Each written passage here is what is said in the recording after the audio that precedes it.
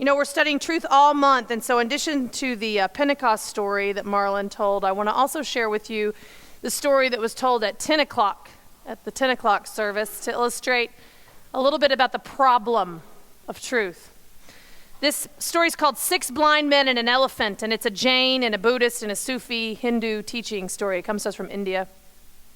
A long time ago in the valley of the Brahmaputra River in India, there lived six men who were much inclined to boast about their wit and their lore.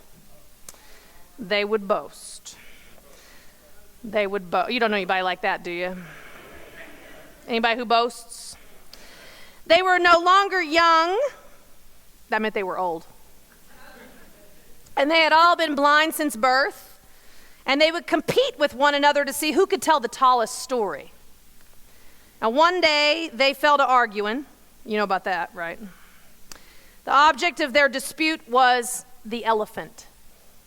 Now, see, since each was blind, none had ever seen the mighty beast, so there were many tales that are told in India about the elephant, but none of them had ever seen one. So to satisfy their minds and to settle this dispute, they decided to go out and seek an elephant. So they hired a young guide named Dukiram, and they set off one early morning, and it wasn't long before they came into a forest clearing where a huge bull elephant, quite tame, was standing contemplating his menu for the day. And it wasn't them. The six blind men became quite excited. At last they would satisfy their minds. Thus it was that the men took turns to investigate the elephant's shape and form. All six men were blind. Neither of them could see the whole elephant, and so approached the elephant from different directions. After encountering the elephant, each man proclaimed in turn, "Oh, my brothers," the first one said, "it is as sure as I am wise that this elephant is like a great mud wall baked hard in the sun." "Now, my brothers," says the second man, "I can tell you what shape this elephant is. He is exactly like a spear." The others smiled in disbelief. "No, my brothers, you do not see," said the third man. "This elephant is very much like a rope." "Ha, I thought as much," said the fourth man. "This elephant much resembles a serpent like a python." The others snorted in contempt. "Goodness gracious, brothers," the fifth man cried out, "even a blind man can see what shape this elephant resembles most. Why, he's like a mighty fan." And at last it was the turn of the sixth old fellow, and he proclaimed, "This sturdy pillar, brothers mine, feels exactly like the trunk of a great areca palm tree." And of course, no one believed him either. Their curiosity satisfied, though, they all linked hands and followed the guide, Dukiram, back into the village. And once they were there, seated beneath a waving palm, the six blind men began disputing out loud and long. Each now had his own opinion, firmly based in his own experience of what an elephant is really like. For after all, each had felt the elephant for himself and knew that he was right. And so indeed he was.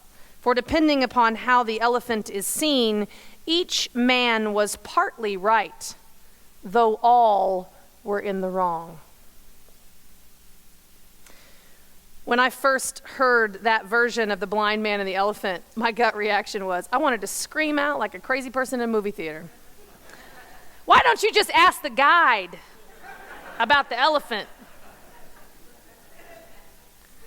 I mean, wouldn't it be great if we all had a guide who we could just simply ask to see if our perceptions corresponded with reality? Somebody to like check in with from time to time and say, "Hey, are we on the right track? Is there something we're missing?" See, it's the guide who actually has the most power in this story, the true power in this story. The guide holds the key to unlocking the truth that the men in the story are seeking. He knows what an elephant is, and in fact, he does not speak. The guide's perspective would actually have encompassed all of the perspectives of the blind men, as well as maybe even solve their argument. Damn him. That silent, omnipotent character leaving us simply to fend for ourselves and flounder around in our own mess. You know who I mean. To a degree, there are also people, though, who can serve this role of guide for our lives. People who are not locked into our dramas, who are outside of our system enough that they have a clearer picture of what might be happening to us and offer us an insight into our situation, of the patterns we may be repeating. And yet these people too are flawed. And sometimes the most powerful thing that a guide can say is, in fact, nothing. No judgment or mistakes. No bringing up of old wounds. Just a silent witness who asks us to take one another by the hand as we are led into the jungle. But even if the guide in that elephant story would have spoken, it doesn't mean that the men in the story would have necessarily paid him any attention, right? I mean, why would the men have believed him in the first place? He was just a hired guide, right? He was young, likely not as educated. There are cultural and even situational layers that get in the way of even being able to hear that guide speak anything at all. And then there's that other idea of the guide, though. Maybe we do have a guide. Maybe, in fact, we know how to listen. Sometimes when we turn an ear to the guide, it sounds like someone is speaking in a foreign language. And so our job is to listen even deeper and deeper until our truth is spoken to us in our own language. But the guide in this story, in this elephant story, is part of the background. He was part of the task, hired for a specific purpose, to take the men to experience the elephant for themselves. So what would he know anyway, right? It would require a completely new paradigm, considering the guide as a colleague or a participant and not a means to an end, not a pawn in their game. It would take thinking completely outside the box to even consider the guide's opinion. Can you think of everyone in your life like that? Maybe someone who you've already dismissed as having some piece of the truth that you need to hear in your own language, even though it sounds like they're speaking Japanese. Seekers. Can you consider them to be seekers like us? Explorers with us? And what if we could even consider God to be that colleague, that guide, that participant, that seeker with us, like a partner in our truth seeking together? You see, some of what was blinding the men in the story was arrogance. Their desire to prove to one another that they, in fact, were right.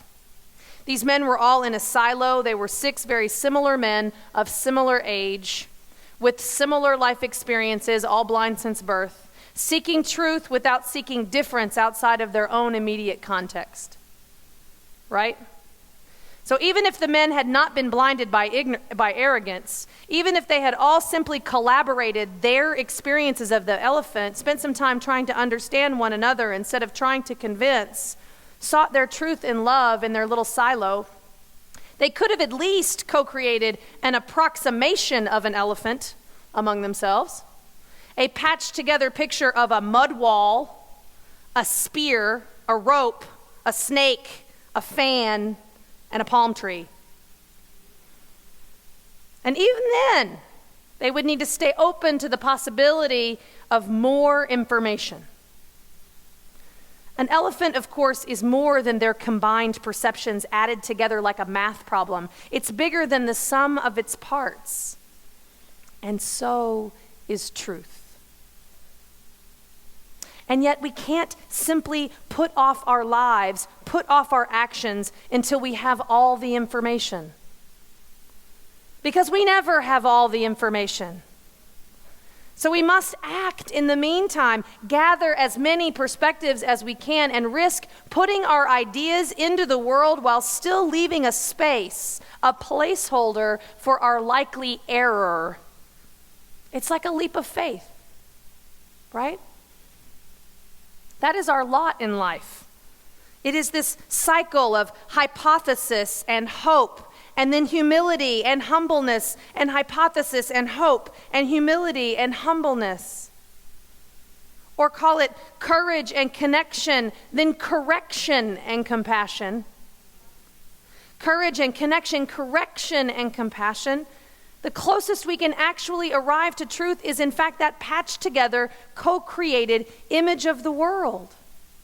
Truth is more like a set of perceptions, correlations, hypotheses. It's like we're trying to see how all the islands in the sea are connected to one another when we're on an island.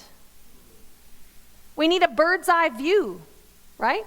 We need to get out of the system that we're currently in and get God's perspective alongside of our own.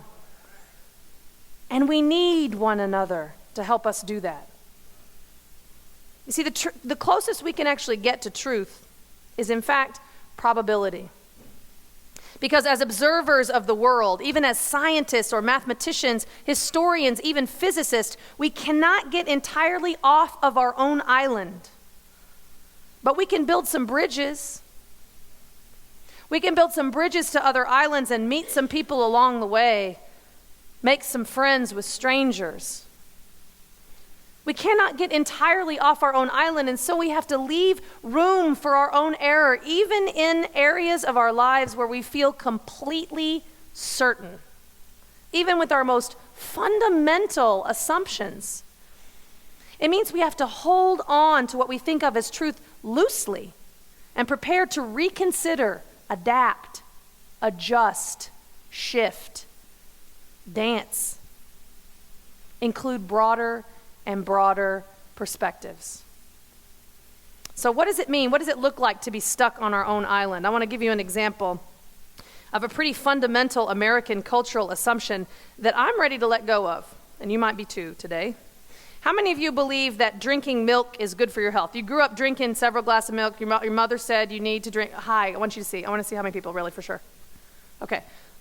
Most Americans, you would believe, grew up thinking that drinking milk was a good idea. I certainly did. I mean, it's on the food pyramid, right?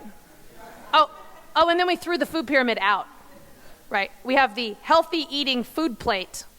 You can Google it at something.gov. We've all seen the got milk ads everywhere, right? Stars like Jennifer Hudson and Sofia Vergara and Beyonce, all with milk mustaches, Olympians and Super Bowl winners. Why wouldn't they do these ads? And likely for cheap, to support the cause of healthy eating. Everybody drinks milk, right? Except those few people who are lactose intolerant and can't digest it, those poor dears. See, milk is considered to be as American as apple pie. The images in this culture are cookies need milk, right? And warm cake needs milk.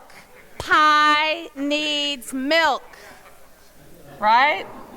And everything needs cheese. Don't even get me started on cheese. Everything is included in the cheese. Yes, that's right. And all you have to do is go to the grocery store and walk down a cereal aisle and know what Americans eat for breakfast, right? Well, this beautiful Colombian actress, Sofia Vergara, do you know who I'm talking about from Modern Family? She has a Got Milk advertisement that shows her standing next to a table with a glass of milk on top, and the caption in the image reads, "Role Mother. To strengthen my modern family, I follow my mama's example. She always set our table with milk, and I do the same." It sounds like a 1950s flashback, doesn't it? What I've recently learned is that milk drinking is an island perspective. Boy, howdy. It's actually predominantly a Caucasian perspective. What I didn't know until recently is almost all Native Americans are lactose intolerant. 90% of Asian Americans are lactose intolerant. 75% of all African Americans are lactose intolerant. 75% of Jewish Americans are lactose intolerant. 75% of Mexican Americans are lactose intolerant. And so most of America cannot drink milk.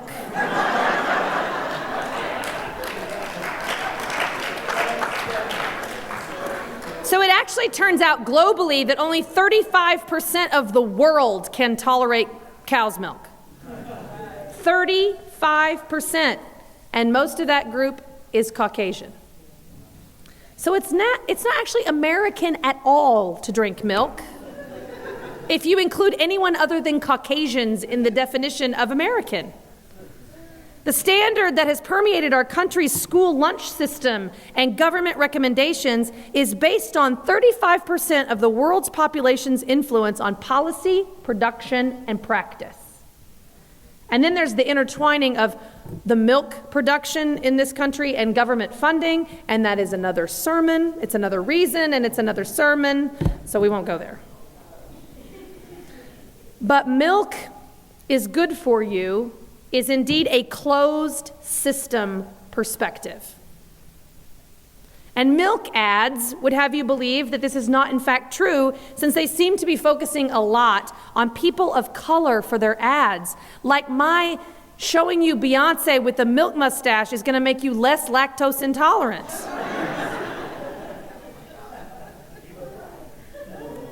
The message seems to be that the right thing to do to be a role model American mother is to give our children milk, when milk drinkers are actually an exception to the rule. So what is the goal here? Sell milk, right? I mean, right. It's another sermon. I know. It seems to be, though, an example of a whole lot of resources being spent to convince the world that one part of the elephant is, in fact, the entire elephant. You with me? So being able to see what it's like from a minority perspective, or even another minority perspective if you're already a minority, can offer you true power, right? So as a Caucasian, that was amazing to me to realize that they had just blanketed a whole white concept, right, about milk drinking to American. There's another one, though, that's out, and actually I was at the gala last night with Marlon and a table of youth. A lot of my youth are here. Actually, there's a lot of people that I saw at the gala last night, so y'all are good coming to church after the late gala. But I was at the gala last night, and one of the girls who was sitting at the table with me said, "Oh, you've got to see this video. It's called What If Gay Were Straight?" And it's a 20-minute video that I highly recommend to every straight person. Matter of fact, I wish I could make it obligatory. Like, in order to get your straight license, you have to watch this video. It's called What If Gay Were Straight?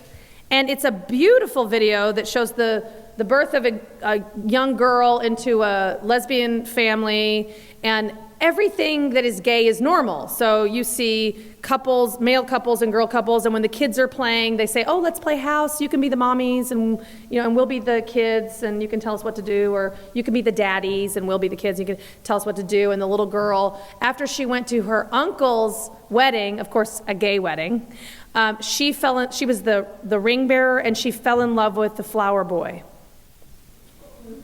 And she said, "If I could only ignore those feelings, I would have turned out to be normal, like the rest of my family."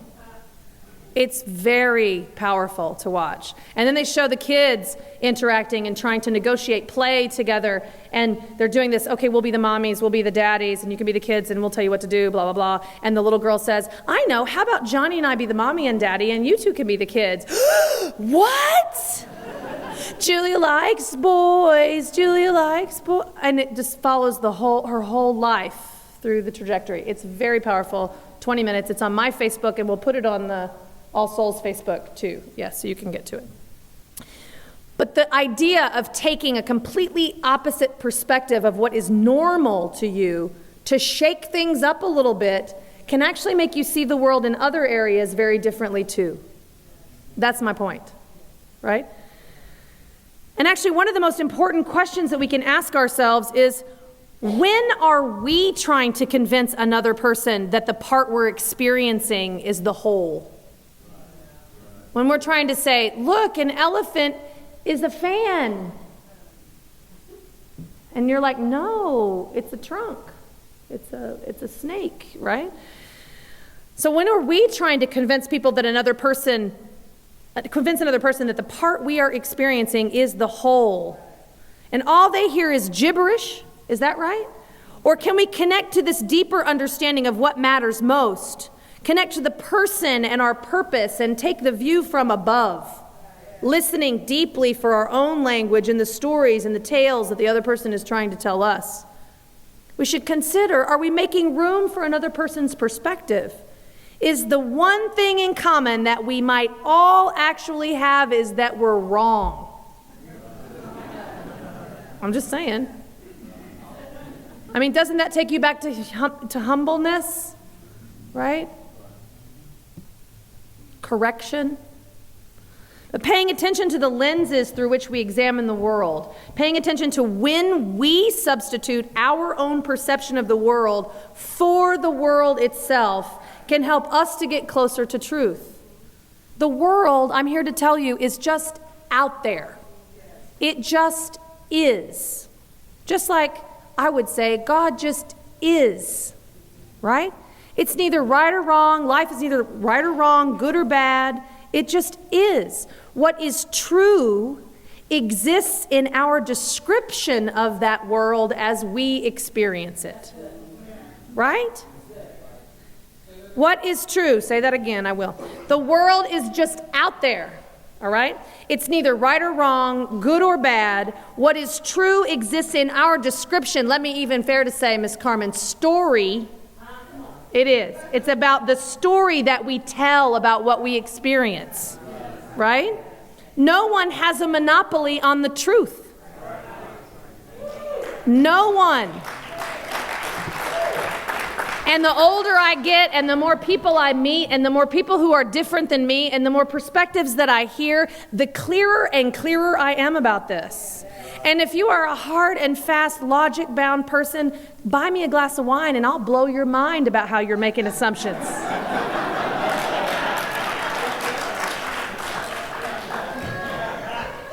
While I drink that glass of wine, too. With some cheese.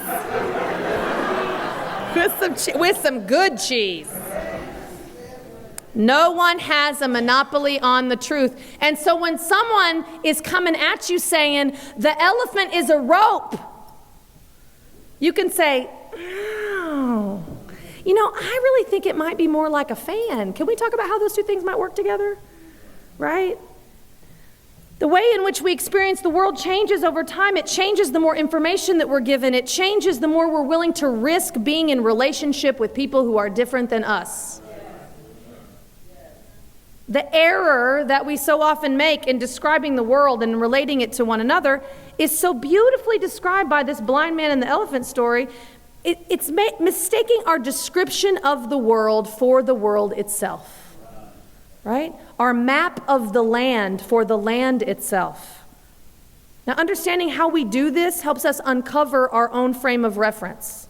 Exploring our own culture and our own values helps us to welcome other possibilities and other frames of reference.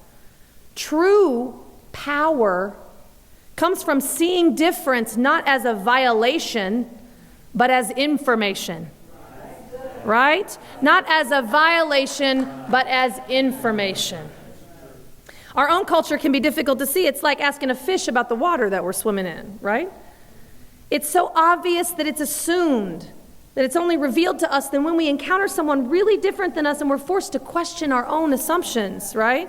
And if we're open to the experience, the aha of, oh, there's another way of doing it. Oh, there's another way of looking at it. It doesn't mean we have to change how we do things, but now we can see other assumptions and increase our options, right? I know there's a right way to load the dishwasher, and it's my way, right? Wrong? Sorry, wrong? It's wrong. We're all wrong. The perfect way of dishwasher loading is unknown to all of us, and it changes with every meal.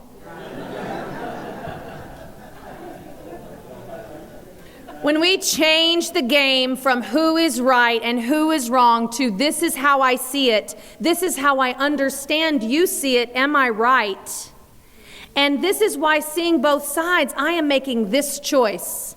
That's how we make true power. True power comes from the capacity to incorporate diversity. When we can include the possibility of what may seem like contradictory evidence, not be paralyzed in that process, and choose anyway. That's the stuff of life, right? This is life. We're doing this every day in every decision. This is what shapes our life's experience. What the world needs are people who can look at the big picture, include as many perspectives, maybe I should say all souls, include as many perspectives as they can, and risk acting anyway. Lead with what you have and be open to change, right? You see, God calls us to see and feel and commit to the diversity of his children. God calls us to a higher truth that does not get trapped in arrogance and pettiness of right and wrong. God calls us to include in our conversation friend and foe, doubt and hope, strength and vulnerability. And it starts when you say we and know who you mean, and each day you mean one more. And the more information from the more vantage points that we have, the closer to truth we will get. And the more information and the more vantage points we have, I believe, the closer to God we will get. And the better decisions we will make. The guide in this story reminds me that sometimes a perspective you need or even a truth can be found in the unlikeliest places, right? We have to look hard and pray hard and listen hard. Or maybe this rings a little more true to you, that looking back on a particular situation, you realize what you needed was actually right there all along and you didn't even know it. Right? It's like the ruby slippers. Our daughter, Beckett, is obsessed right now with the Wizard of Oz. Obsessed. I swear to you, I did not do this to her. I want this to be a record when she's 30 and asks me why I did this to her. I did not do this to her. It was her own choice. So needless to say, I have seen the movie, The Wizard of Oz, 30 times in the last 45 days. She's nearly 3, and we have already read the novel to her, one chapter at a time, every night until the whole book was done. She sat there patiently and listened to the whole thing. And what she wants for her 3rd birthday party theme, Wizard of Oz. Now, I thought for sure the first time I showed this to her that it would scare her, but it does not. It scares her a little bit, but not in the way that I initially believed. The part that actually she makes us fast forward through is when Dorothy falls in the pig pen at the beginning. And when the mean old lady comes on her bicycle to take Toto away. She's scared of things that correspond more easily to her real life. She's not so scared of green-faced witches or flying monkeys. So my partner, Jill, and I have been in many philosophical conversations lately about the intricacies of the moral of the Wizard of Oz. It's like totally gay, right? It's like so gay. It's so stereotypically gay. I'm just feeding the gay stereotype. I was at the gala last night. I'm talking about Wizard of Oz today. It's just as gay as it gets. I can't go, I'm sorry. It just is. It is. It just is, right? It's not good or bad. It just is. But anyway, when you watch something that many times, it is bound to influence you, right? And so I'm curious about how this is influencing her. And the nuances of the message of the Wizard of Oz are somewhat complicated. If you remember, Glinda the Good Witch tells Dorothy at the end of the film that she had the power to go home all along inside herself with the magic of those slippers. And when someone very smartly asked Glinda, why didn't you tell her earlier? Good question. Glinda says, oh, well, she wouldn't have believed me anyway, and she had to learn for herself. So Glinda was a guide, though, of sorts, like our guide with the gentleman and the elephant, leading Dorothy to experience the elephant. And I get that we need to experience it ourselves, to draw our own conclusions. I'm not sure that she needed to be put in harm's way, captured by a witch, put up in a tower. What was that whole like red sand time thing? Like, I don't even know why she was going to die. But anyway, hopefully, though, we go on our journey with the company of comrades who have brains and heart and courage. I love the central theme of this story. The thing we are seeking can be found within us. It's beautiful. Just like the Scarecrow was pretty witty through the whole movie. The Tin Man, of course, is full of empathy and compassion during the whole movie, and the Lion, pretty courageous when push comes to shove. The Wizard, a mere man himself, just honored what they had already had inside them, right? And there's no place like home. What a great message. The problem that I have with the message of the film is Dorothy's conclusion. See, she's just radically changed her worldview. She just met a bunch of munchkins and some witches and flying monkeys, right? She's made a very diverse set of friends. She danced and sang. She learned more about life herself outside of Kansas in extraordinary ways by, in fact, going outside of herself on an ever-inclusive journey against the matter-of-fact evils in the world. And the journey leads her home. It's a great story, right? And in the film, not in the book, Dorothy's conclusion is, now this Dorothy is not as smart as our sister Dorothy, just so you know. Because Sister Dorothy's conclusion is, I know that if I ever go looking for my heart's desire, I'll never go any further than my own backyard, for if it isn't there, I never really lost it. No.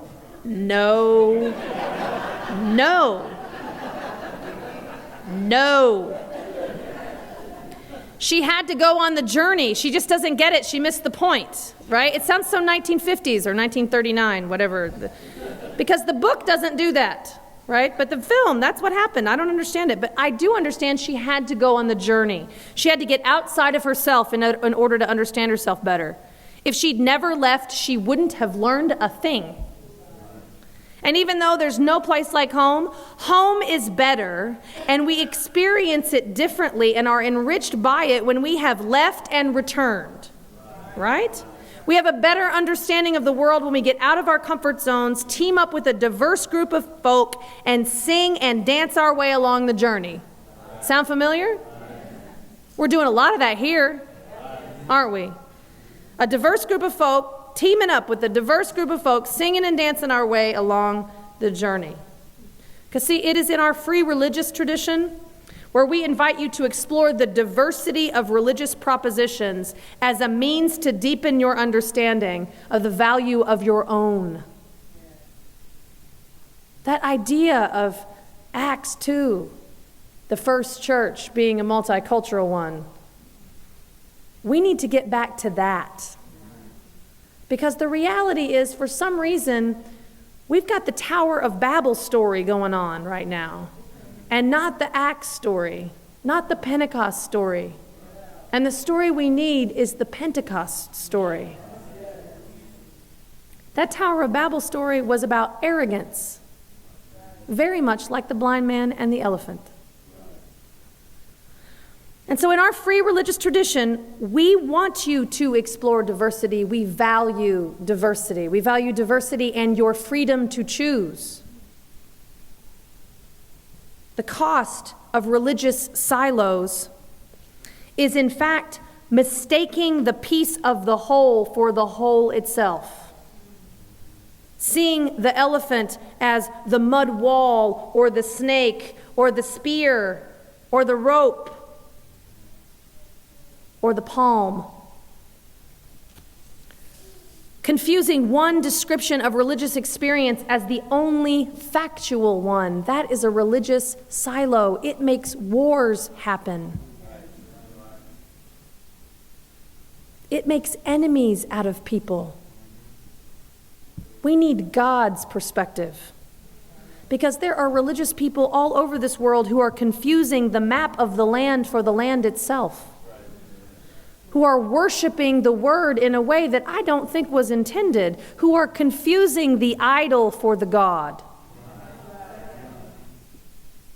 I'm so glad that you are here seeking the truth in love. And in your journey this week, I wish for you to hold loosely to those things which you are certain. And in your cycles of hypothesis and hope, humility and humbleness, or courage and connection, correction and compassion, that you question everything. And then say we and know exactly who you mean, adding one more person every day. Amen.